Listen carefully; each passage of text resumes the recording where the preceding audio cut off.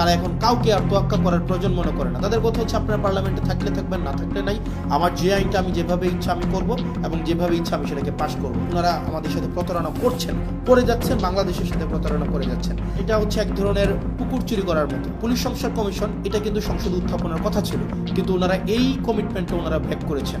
এই 20টার মধ্যে 9টাই হচ্ছে অ্যাসালমের প্রতিষ্ঠান। এই অ্যাসালম ইসলামী ব্যাংক থেকে 82,000 কোটি টাকা শুধু ইসলামী ব্যাংক থেকে ওনারা হচ্ছে ঋণ খেলাপি করেছেন। প্রিয় দর্শক, হাসনাত আব্দুল্লাহ কিন্তু একের পর এক খেলা দেখিয়ে যাচ্ছে। তাকে সংসদে মাত্র 2 মিনিট সময় দেওয়া হয়েছিল। 2 মিনিট সময় দেওয়ার কারণে সে কিন্তু অনেক কথাই সেখানে বলতে পারেনি। সেই কারণে সে মধ্যরাতে হঠাৎ করে লাইভে আসছে এবং এসে যে সকল কথা সে বলেছে এবং যে সকল দেখা যায় এই যে স্পিকার এবং দেখা যায় বিরোধী দলকে যে সকল কথা বলেছে, আপনারা শুনলে অবাক হবেন। এবং চলুন আমরা সেই ভিডিওটা একটু দেখে আসি। দেখলে আপনারা বিষয়গুলো বুঝতে পারবেন যে মাত্র 2 মিনিট সময় দেওয়ার কারণে সে কিন্তু এই সকল কথাগুলো তার মনের মধ্যে ছিল, সেই কথাগুলো সে সংসদে বলতে পারে। এবার কিন্তু সে লাইভে এসে সবার উদ্দেশ্য করে এই কথাগুলো বলছেন। চলুন আমরা সেই বিষয়গুলো একটু দেখে আসি। সুপ্রিম কোর্টের সচিবালয় অধ্যাদেশটাকে আপনি বাতিল করে দিলেন, এটাকে আপনি আবার নিয়ে আসলেন আইন মন্ত্রণালয়ের অধীনে। আপনি বলছেন যে বিচার বিভাগকে আপনি পৃথকীকরণ করবেন, বিচার বিভাগকে আপনি স্বাধীন করবেন, কিন্তু সেটাকে আবার আইন মন্ত্রণালয়ের অধীনে আপনি রাখলেন। এবং এই সরকার অন্তর্বর্তীকালীন সরকার যতগুলো ভালো কাজ করেছিল এবং যতগুলো কাজ ওয়াইডলি সেলিব্রেটেড হয়েছিল, তার মধ্যে কিন্তু এই সুপ্রিম কোর্টের সচিবালয়ের অধ্যাদেশটা অন্যতম। কারণ একটি বিচারক, খেয়াল করেন, একটা বিচারক যদি নির্মোহভাবে অবজেক্টিভভাবে তার বিচার কার্য পরিচালনা করতে চায়, তাকে আপনি অবশ্যই তাকে সুযোগ দিতে হবে। এখন একটা বিচারকের পোস্টিং, প্রমোশন, পদোন্নতি সবগুলো যদি আপনার আইন মন্ত্রণালয়ের উপরে নির্ভর করে, রাজনৈতিক সদিচ্ছার উপরে নির্ভর করে, তখন দেখা যাবে কোনো রাজনৈতিক কোনো বিবাদে যখন বিচারক কোনো একটা রায় দিবেন, সেই রায় যদি সরকারের পছন্দ না হয়, আপনি তাকে সোজা খাগড়াছড়ি পোস্টিং করে দিলেন, বান্দরবনে পোস্টিং করে দিলেন, এবং তাকে আপনি আলাদা বাজেট দিচ্ছেন না তার হচ্ছে বিচার কার্যের যে সচিবালয় হচ্ছে পরিচালনা করার জন্য। সেই জায়গা থেকে আপনি একটা মন্ত্রণালয়ের অধীনে রেখে, আইন মন্ত্রণালয়ের অধীনে রেখে আপনি কখনোই স্বাধীন, অবজেক্টিভ, বস্তুনিষ্ঠ, নিরপেক্ষ বিচার কার্য, বিচার বিভাগ আপনি কখনোই এনশিওর করতে পারবেন না। সেই জন্য অন্তর্বর্তীকালীন সরকার এই বিচার বিভাগকে পৃথকীকরণ করেছিল, বিচার বিভাগকে এম্পাওয়ার করেছিল, এবং বিচার বিভাগ যেন সে তার নিজস্ব সচিবালয়ের মধ্য দিয়ে তার কার্যক্রম পরিচালনা করতে পারে সেটার ব্যবস্থা নিয়েছিল। কিন্তু বিএনপি এসে কী করলো, সেটাকেও বাতিল করে দিল। মানে এটা ইটস ভেরি আনফর্চুনেট। মানে আপনি এই ধরনের একটা প্রোগ্রেসিভ মুভকে আপনি বন্ধ করে দিয়ে আবার আপনি পিছনের দিকে হাঁটা শুরু করলেন। বিচার বিভাগকে আবার আইন মন্ত্রণালয়ের অধীনে নিয়ে আসলেন, আইনমন্ত্রীর অধীনে নিয়ে আসলেন।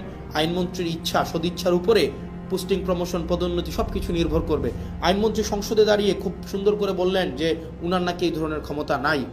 মাননীয় আইনমন্ত্রী, আপনি যতই সুন্দর করে বলেন না কেন আপনার এই ক্ষমতা নাই, কিন্তু এই জিনিসগুলো, পোস্টিং, পদোন্নতি, এই বিষয়গুলো কিন্তু আপনার ইচ্ছাতেই হয়ে থাকে, আইনমন্ত্রীর ইচ্ছাতেই হয়ে থাকে, এবং এটা হচ্ছে রেওয়াজ। আপনারা আমাদেরকে রেওয়াজ এবং নিয়মের বারবার যেই ধরনের লিস্ট, বারবার যেই ধরনের আপনারা হচ্ছে আমাদেরকে সবক দেন, এই সবকের সেটা অংশ।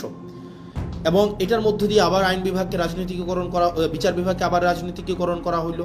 আবার হচ্ছে সেখানে জাস্টিস মানিকের মতো আমরা বিচারক পাইতে যাচ্ছি, আবার ওবায়দুল হকের মতো আমরা বিচারক পাইতে যাচ্ছি, যেখানে আপনার রাজনৈতিক সদিচ্ছার উপরে হচ্ছে বিচার কার্য পরিচালনা করা হবে, এবং সেটি আমাদের জন্য খুবই দুঃখজনক, এবং সেটা রাষ্ট্রের জন্য একটা ব্যাকওয়ার্ড মুভ।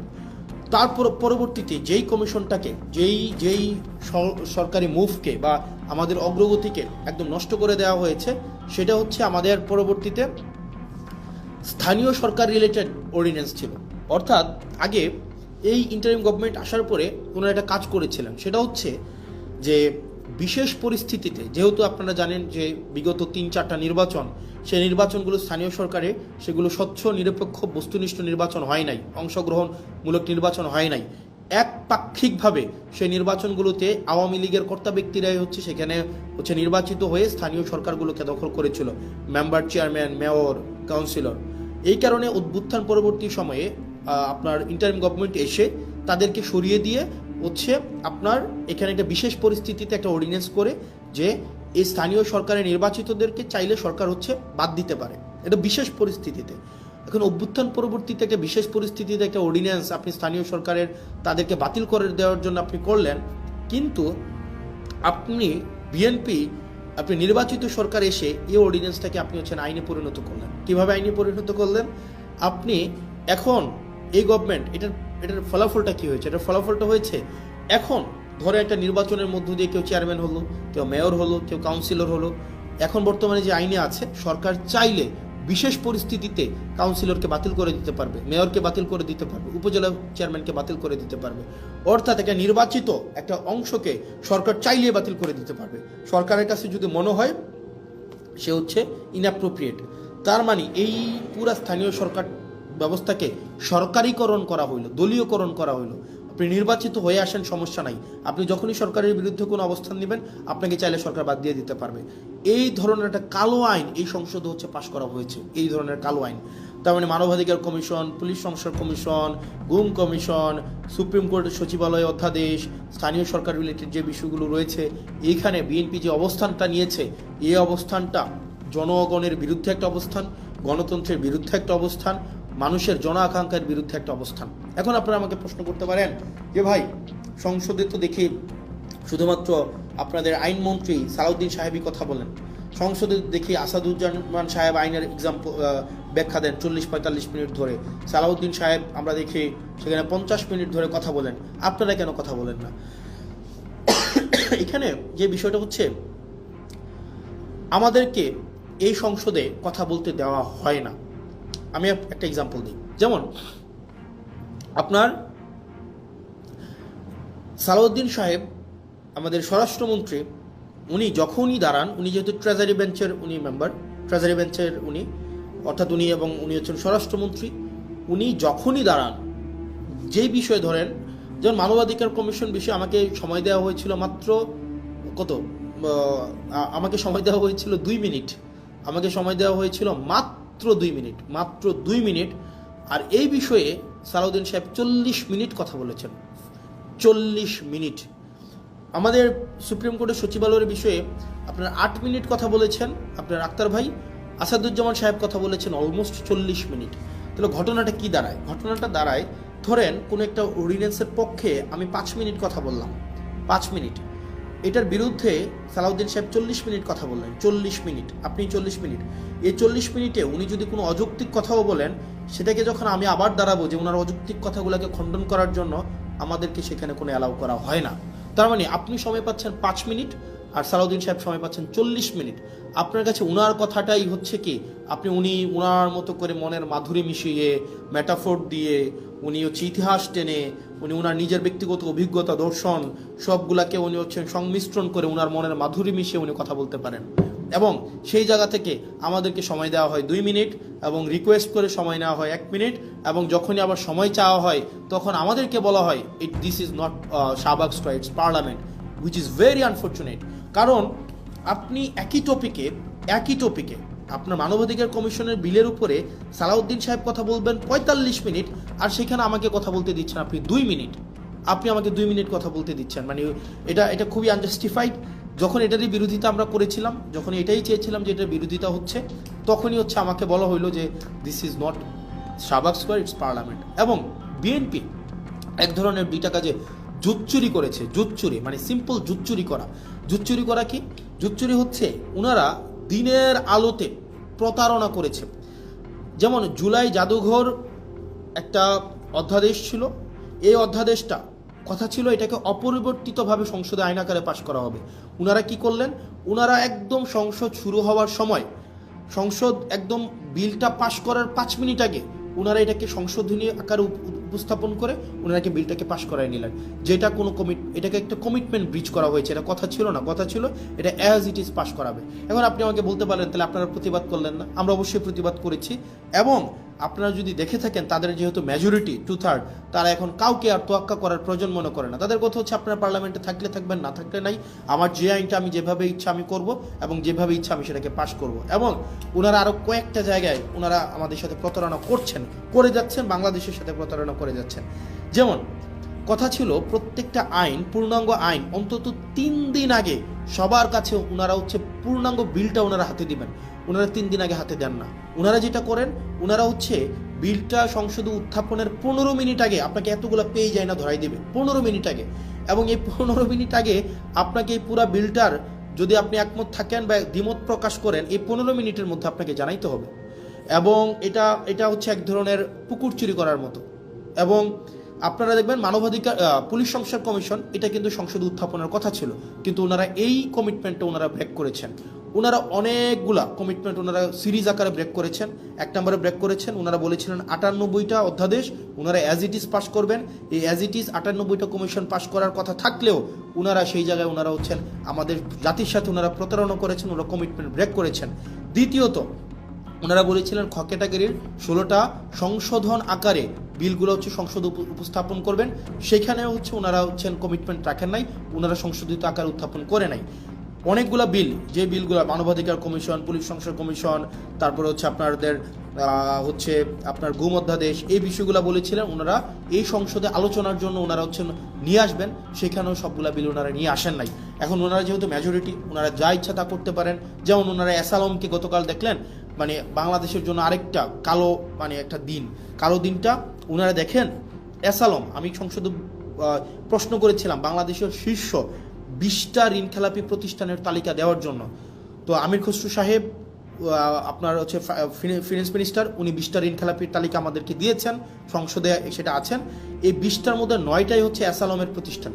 এই অ্যাসালম ইসলামী ব্যাংক থেকে 82,000 কোটি টাকা শুধু ইসলামী ব্যাংক থেকে ওনারা হচ্ছে ঋণ খেলাপি করেছে। 82,000 কোটি টাকা ইসলামী ব্যাংক থেকে নিয়ে গিয়েছে অ্যাসালম। আপনার ইন্টারিম গভর্নমেন্ট যখন আসলো, ইন্টারিম গভর্নমেন্টের আপনার হচ্ছে যিনি গভর্নর ছিলেন, এই গভর্নর কি করলেন, এই ব্যাংকগুলোকে বাঁচানোর জন্য 36,000 কোটি টাকা রিফিল করলেন, যেন এই ব্যাংকগুলা জনগণকে এই টাকাটা দিতে পারে এবং ব্যাংকগুলোকে যেন বাঁচানো যায়। 36,000 কোটি টাকা, 36,000 সিআর। এখন যেটা হয়েছে, গতকাল একটা ব্যাংক অর্ডার পাস করাই নিলেন মেজরিটির বড়াই দিয়ে। ব্যাংক অর্ডারে কি আছে? অর্ডারে আছে আপনার আগের যারা মালিক ছিল, যারা ব্যাংকগুলোকে চুরি নষ্ট করেছে, যারা ব্যাংকগুলোকে একদম মানে ধ্বংস করে দিয়েছে বাংলাদেশের অর্থনীতিকে আওয়ামী লীগের সময়, এবং এই ব্যাংকগুলোকে চুরি করে টাকাগুলোকে বিদেশে নিয়ে গিয়েছে, এই ইন্টারিম গভর্নমেন্ট স্ট্রিক্ট আইন করেছিল তাদেরকে কোনোভাবে এই ব্যাংকে ফেরত আনা যাবে না, এই মালিকদেরকে আর ব্যাংক তুলে দেওয়া হবে না। কারণ ভাই তারা ব্যাংকগুলোকে নষ্ট করে দিয়ে জনগণের টাকাগুলোকে বিদেশে পাচার করে দিয়েছে, এই মালিকদের হাতে আর ব্যাংক তুলে দেওয়া যাবে না। অথচ গতকাল সরকার একটা আইন করলো, সেই আইনটা হচ্ছে কি? আইনটা হচ্ছে যদি 7% টাকা ফেরত দেয়, আপনার 36,000 কোটি টাকার 7% যদি ওনারা ফেরত দেয়, তাইলে আবার তাদের কাছে মালিকানা বুঝাই দেওয়া হবে। তাহলে চিন্তা করেন, তার মানে আপনি টাকা 82,000 কোটি টাকা মারলেন, এখন সরকার এই ব্যাংকগুলোকে বাঁচানোর জন্য আবার 36,000 কোটি টাকা দিল। এখন আপনি মাত্র 7% টাকা ফেরত দিয়ে, তার মানে হচ্ছে 2,500-3,000 কোটি টাকা ফেরত দিয়ে আপনি আবার মালিকানা পেয়ে যাবেন। তার মানে আপনি চুরির সময় চুরি করলেন, চুরি করার সময় মানে এটা সিম্পল, এটা বোঝানো হচ্ছে যেমন যদি বলতে যাই, আপনার একটা দোকান আছে, এই দোকানে 1 লক্ষ টাকা ছিল, আপনার এই 1 লক্ষ টাকার পুঁজিটাকে আপনি হচ্ছে পুঁজিটাকে বিক্রি করে দিলেন, একদম আপনার লাভ তো করলেন না, পুঁজিটাকে বিক্রি করে দিলেন, 1 লক্ষ টাকাই আপনি বিক্রি করে দিলেন, নিজের মতো করে খরচ করে ফেললেন, এই 1 লক্ষ টাকা সরাই নিলেন। তখন কি করলো সরকার, আপনার দোকানটা যেন টিকে থাকে, কাস্টমার যেন অ্যাটলিস্ট দোকানে আসতে পারে, দোকানটা যেন টিকে থাকে, সরকার আবার 50,000 টাকা ফেরত দিল, যে তোমাকে দিল যে ভাই তুমি দোকানটাকে কোনো রকমের টিকাই রাখো। সরকার আপনাকে ফেরত দিল এবং বলল কি আগের যে মালিক যে 1 লক্ষ টাকা নিয়ে পালাই গেছে, তাকে কোনোভাবেই আর এই দোকানের মালিকানা বুঝাই দেওয়া হবে না। এখন এই সরকার কি করলো, এই সরকার আসার পরে ওই মালিককে আবার এখন সুযোগ দিল যে তুমি যদি মাত্র 7% টাকা ফেরত দাও, মাত্র 7,000 টাকা ফেরত দাও, তাইলে তোমাকে আবার মালিকানা বুঝাই দেওয়া হবে। তার মানে ওই দোকানদার 1 লক্ষ টাকাও খাইছে, পরবর্তীতে সরকারের 50,000 টাকাও পাইছে, এখন মাত্র 7,000 টাকা ফেরত দিয়ে সে এখন এই দোকানের মালিকানা বুঝে পাইবে। মানে এত মানে অযৌক্তিক, অবিবেচনা প্রসূত কোনো সিদ্ধান্ত হইতে পারে, মানে বিএনপি থেকে আমরা পাইতে পারি, মানে এটা কোনোভাবেই গ্রহণযোগ্য ছিল না। তার মানে আপনি 1.5 লক্ষ টাকা, মানে 1 লক্ষ টাকা তো এটা আপনি নিয়ে গেলেন জনগণ থেকে, সরকার আবার আপনাকে 50,000 টাকা দিল এটাকে বাঁচিয়ে রাখার জন্য, এখন মাত্র আপনি 7,000 টাকা ফেরত দিয়ে আপনি এই ব্যাংকের মালিকানা বুঝে পাবেন। সরকার এই ধরনের একটা কালো আইন করলো, কাকে খুশি করার জন্য? অ্যাসালমকে খুশি করার জন্য। কাকে খুশি করার জন্য? রাষ্ট্রের মাফিয়াদেরকে খুশি করার জন্য, যেটা বিএনপি থেকে খুবই আনঅ্যাকসেপ্টেবল একটা হচ্ছে মুভ। এই অ্যাটিটিউডটা যদি অব্যাহত থাকে। প্রিয় দর্শক, সবাইকে অসংখ্য ধন্যবাদ সম্পূর্ণ ভিডিওটি দেখার জন্য। যারা সম্পূর্ণ ভিডিওটি দেখেছেন তারা অবশ্যই বিষয়টি বুঝতে পেরেছেন যে হাসনাত আব্দুল্লাহ, তাকে কিন্তু দেখা যায় সংসদে মাত্র 2 মিনিট সময় দেওয়া হয়েছিল কথা বলার জন্য, এবং সে এই 2 মিনিট সময়ের মধ্যে তার সকল কথা মনের ভাব সে কিন্তু প্রকাশ করতে পারেনি। সেই কারণে সে কিন্তু হঠাৎ করে দেখা যায় মধ্যরাতে এই লাইভে এসে সে যত কথা ছিল তার মনের মধ্যে সকল কথা কিন্তু সে প্রকাশ করে দিয়েছে এবং সে কিন্তু দেখা যায় কোন জায়গায় কি হয়েছে, কোন জায়গায় সে কোনো কথা বলতে পারে না, সকল বিষয় ক্লিয়ার করে দিয়েছে। আপনারা বিষয়গুলো দেখেছেন, যারা বিষয়গুলো দেখেছেন অবশ্যই বিষয়গুলো বুঝতে পেরেছেন। তো সম্পূর্ণ বিষয়গুলো দেখার পরে আপনাদের মূল্যবান মতামত এই বিষয় সম্পর্কে অবশ্যই কমেন্টে লিখে যাবেন। এবং এই হাসনাত আব্দুল্লাহ দেখা যায় কিন্তু দেখা যায় তার যে আসন রয়েছে সেখানে ব্যাপক ভোটে সে কিন্তু নির্বাচিত হয়েছে। সে কিন্তু দেখা যায় যে নির্বাচিত হওয়ার পরে সংসদে আসার পরে সে কিন্তু সংসদে আসার আগেও একাই কিন্তু পুরো দেখা যায় মাঠ গরম করে রাখতো এবং সংসদে আসার পরেও সে কিন্তু একের পর এক দেখা যায় যে একটা টাইগারের মতন সে কিন্তু কথা বলে যাচ্ছিল। তো যাই হোক, তো দেখা যায় এখানে তাদের সময় কম দেওয়ার কারণে বিরোধী দল যারা আছে তাদের সময় কম দেওয়া হয়েছে, তারা দাবি করতেছে। অন্যদিকে দেখা যায় সরকার পক্ষের যারা আছে তারা বলতেছে না, আমাদের থেকে দেখা যায় যে বিরোধী দলের লোক যারা আছে তাদেরকে কিন্তু সময় বেশি দেওয়া হচ্ছে। তো যাই হোক, এই বিষয়গুলো আপনারা বুঝতে পেরেছেন। আপনাদের মূল্যবান মতামত অবশ্যই কমেন্টে লিখে যাবেন এবং চ্যানেলটি সাবস্ক্রাইব করে পাশে থাকবেন যাতে এরপরে নতুন নতুন ভিডিও সবার প্রথমে আপনাদের কাছে যায়। সবাই ভালো থাকবেন, ধন্যবাদ সবাইকে।